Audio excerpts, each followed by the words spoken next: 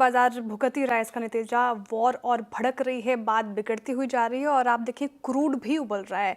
लेकिन सवाल ये कि इसकी तेजी और कहाँ तक बढ़ सकती है, क्या आशंकाएं, ये समझते हैं मनीषा जी से। बताइए मनीषा जी, क्रूड चरम सीमा पे अब क्या होगा? वेल एब्सोल्युटली, काफ़ी सारी मूवमेंट्स यहाँ पर हैं, लेकिन सबसे पहले आपको बर्थडे की बहुत बहुत बधाई। बहुत शुक्रिया।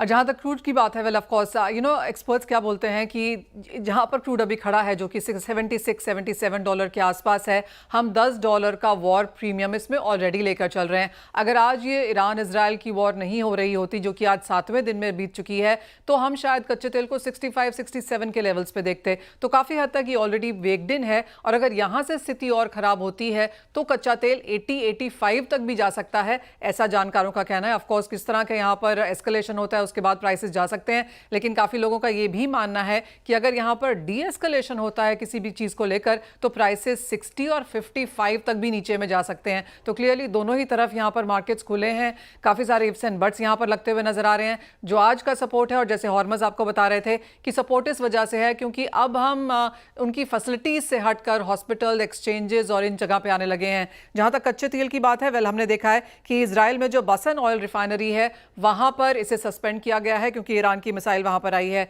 जहां तक ईरान की बात है, जो वर्ल्ड का सबसे बड़ा नेचुरल गैस का जो फील्ड है वो पार्शली यहां पर बंद किया गया है क्योंकि इजराइल की मिसाइल वहां पर आई है। तो कुछ बहुत ऑयल फैसिलिटीज पर हमने इंपैक्ट आता हुआ देखा है, और यही रीजन है कि कच्चे तेल के prices at this point in time positive काम कर रहे हैं। जो दूसरी बड़ी चीज है वो of course straight of Hormuz है, जहां से 18 से 20 मिलियन बैरल पर डे का तेल गुजरता है। एज ऑफ नाउ जिस तरह की मैरिटाइम एजेंसीज की रिपोर्ट्स हैं वो कहती हैं कि 100 से 125 शिप्स यहां से रोजाना गुजर रही हैं, यानी कि अभी तक यहां पर कोई कंसर्न नहीं है। लेकिन शिपिंग एजेंसीज ने शिप्स को कहा है कि वो ओमान की तरफ से जाएं, ईरान की तरफ से ना जाएं। तो इस तरह की हमने कॉन्वर्सेशंस यहां पर भी आते हुए देखी हैं। और आपको बता दें, जिस तरह के फ्रेट चार्जेस फिलहाल हैं, पिछले हफ्ते तक $20,000 पर थे, इस हफ्ते $50,000 हो गए हैं, यानी कि एक रनअप हमने यहां पर भी आता हुआ देखा है। तो प्रीमियम अक्रॉस सर्विसेज, एलाइज और कच्चे तेल में यहां पर बढ़ता हुआ नजर आया है। अच्छा मनीषा जी, एक बात पूछूं, मैं थोड़ा ट्रेड्स अपडेट ले रहा हूं आपसे। यहाँ पर इस लेवल पे भी काफ़ी बाइंग है क्रूड पे, या फिर कुछ स्पेकुलेटर्स शॉर्ट भी ले रहे हैं यहाँ पर? मतलब पोजिशनिंग कैसी है इस वक्त, जो ओआईज हैं वो कैसे हैं इस वक्त?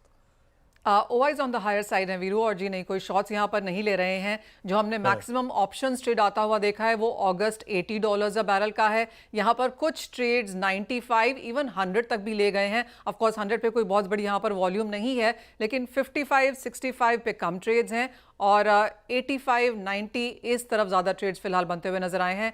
तो शॉर्ट कोई नहीं जा रहा, लॉन्ग पोजिशंस हैं या होल्डिंग पोजिशंस हैं। शॉर्ट पोजीशंस बिल्कुल भी नहीं है। मैं बस एक्सपेंशन जानने की कोशिश कर रहा था कि एग्जैक्टली क्या है, जो वर्टिकल राइज के बाद क्या शॉर्टिंग हो रही है क्या? No, not exactly. तो एनवायरनमेंट ऐसा नहीं है, और स्ट्राइक्स जो मनीषा जी ने कही कि 95 इवन 100 तक का, 85 तक। शुक्रिया मनीषा जी इस पूरी चर्चा का आपके लिए, आपका।